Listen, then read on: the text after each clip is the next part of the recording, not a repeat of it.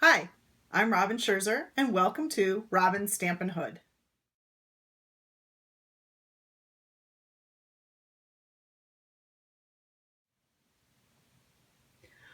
Hi everyone, it's Robin with Robin's Stampin' Hood, and I thought I'd show you today how to make this cute card from the Sale-a-Bration catalog for this year. I just love it. For those that don't know me, my daughter is right now with Rotary International as an exchange student in Taiwan. So this little pagoda has kind of taken my heart because of that. So in case you didn't know, Stampin' Up! Is doing Sale-a-Bration through March 31st. What is Sale-a-Bration? Well, Sale-a-Bration is you purchase $50 of any products that you want, whether it's your cardstock or your adhesive or whatever. And as long as it's before tax and shipping, you get to choose out of this book. Now there are two levels. There's a level for if you spend $50 and there's a level if you spend $100. So this particular set comes with two things, which I love. So first of all, I'll just show you the Sale-a-Bration set is here. So it's called the Power of Hope Bundle, and it comes with this stamp set, and it also comes with this stone 3D embossing folder. So it's a great value because you get the two different things for free if you spend $100 before tax and shipping.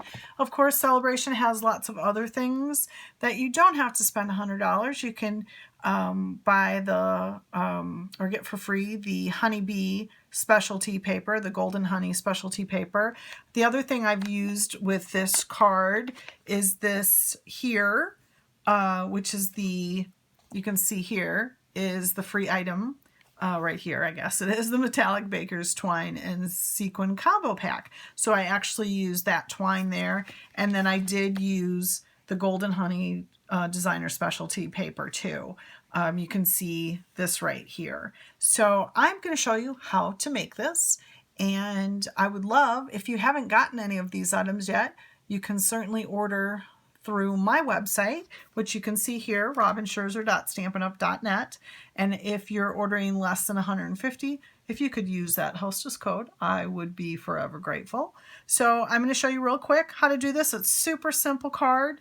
And I'll list the items that we used to create this card with the item numbers on my blog, so you can see what I used, what you're going to use. Okay, so, and I did the inside too, so you can see that, the little lantern. I love that. Okay, here we go. Again, here is the stamp set. I'm using that, and the little good luck. And then this is the embossing folder. In case you didn't know, Stampin' Up! Has now started to put this little line here to help you line up your paper when you're running it through your Big Shot or your Big Kick or your Cuttlebug, whatever you're using to emboss. You can go ahead, you line your paper up there so it's straight. This one doesn't matter so much because it does have the different kind of funky designs, so it doesn't have to be perfectly straight. Some of them you do want straight. So I did go ahead and pre-emboss this because I know most of you do know how to emboss. So I don't know if you can see that, the different design on it, but it's kind of like a slate walkway, I guess you'd say. So we're going to use that. I'll put that aside, but I just wanted to show you that. So that's what you would get. You get these two things for free with a $100 purchase. Okay, so I've gone ahead and I've cut everything, and I've gone ahead and pre-scored my black cardstock. So I'm just going to give it a little burnishing there with my bone folder. Okay, and then so that's the black, and I'm using Daffodil Delight paper, cardstock, and this is cut to 5 1/4 by 4 for this panel. And then I've gone ahead and I've cut from the Honeybee Designer Series paper, the foil paper. Can you see it's got a little bit of a shine to it? And this would be 3 3/4 by 2 inches is how big that is. So we're going to go ahead and put those two things together right away. I guess we could set the card off to the side so you can kind of see what's going on here. There you go. So very easy. I like to use my glue. Just make sure you get in the corners, and I guess my glue's not working, so let me grab my other glue. I usually keep this upside down on my desk, and I didn't have that one upside down, so hopefully this one will just pop right out. So you have that.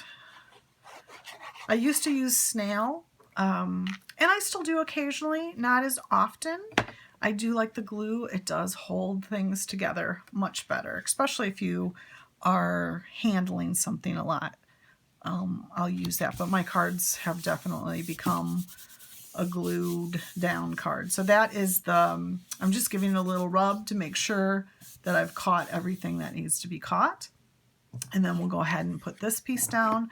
Same thing, you just want to give it a little rub to make sure. Isn't that pretty paper on the other side? You could take your blends and do some really pretty coloring with that. So I'm just making sure I'm getting on the corners on the sides so that it will stay down nicely.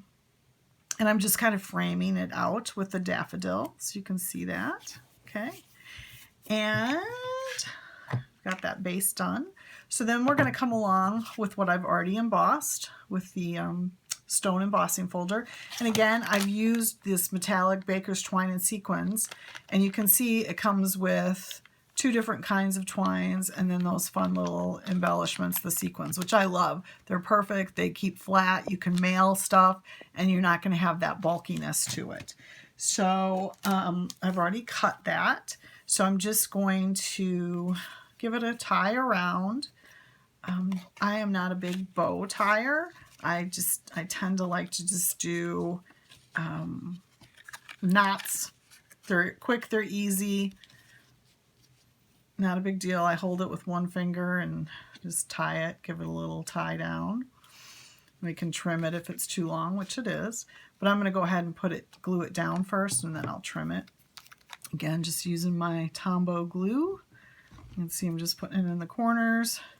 And whenever I have some kind of ribbon or embellishment, I always try to run it right along that too, because that does tend to keep it pulled up. Okay, I had a little bit of a video problem there, but I think it's fixed. So the next thing we want to do is stamp the pagoda. And I'm stamping it just a little off center so I have enough room for my good luck. A nice even push there. I'm not crazy that it didn't get as much of the ink that I wanted, so we'll do it again. My ink pad might need to be re-inked, so give it a little bit more there. Again, we're going to do it off to the side, give it a push, and give it a nice, oh, much better. Okay, and then we're going to take the good luck, and I have trimmed some of this off because I was catching an edge, so hopefully we won't catch an edge this time. Let's get it all inked up and stamp it off to the side. Oh, beautiful. Much better than my first attempt. Okay, I'm going to put this out of the way. Remember to keep your ink pad stored upside down to keep that ink coming to the top of your ink pad so it's always nice and moist. Okay, so as I said before, Stampin' Up! Has given us the guidelines of the lines to know that this is where the shading probably should go. So I'm just going to touch those lines with my dark daffodil blender, and then I'm going to go in and use the light blender to blend those colors together. This is a pretty simple, once it dries you'll see more of a definition of that color, of the shading versus, and I am gonna put a little dark color on the bottom here. I've noticed some of the samples I've seen don't have that darker color, but I think it's going to be shaded there, like the sun's not going to be hitting it directly, so it'll be a little bit darker. So there's that. So that's it, and we're going to just add it to our card.